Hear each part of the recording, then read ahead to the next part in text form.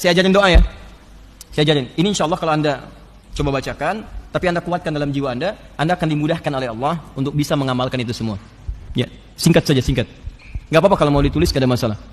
Allahumma paksain. Paksain. Tulis. Tempelkan samping dinding rumah, tempelkan di buku Anda, tempelkan di setiap tempat yang Anda kemudian singgahi. Kenapa? Anda mohon kalau nggak dipaksa nggak akan berhasil. Saya serius. Paksain. Tulis. Paksa di mobil itu ada ayat Quran yang dibacakan, ganti. Dari yang tadinya cuma nyanyi musik macam-macam ganti pakai Quran. Jalan kemana-mana murattal. Kan pengen jadi ahli Quran. Pengen jadi ahli Quran yang di setel musik bagaimana bisa nyambung? Ya, jadi kalau Anda pengen jadi sesuatu, maka perangkatnya pun disiapkan. Di rumah Anda kumpulkan mushafnya, perangkat Qurannya tuliskan. Ya Allah, paksakan saya jadi ahli Quran ya Allah.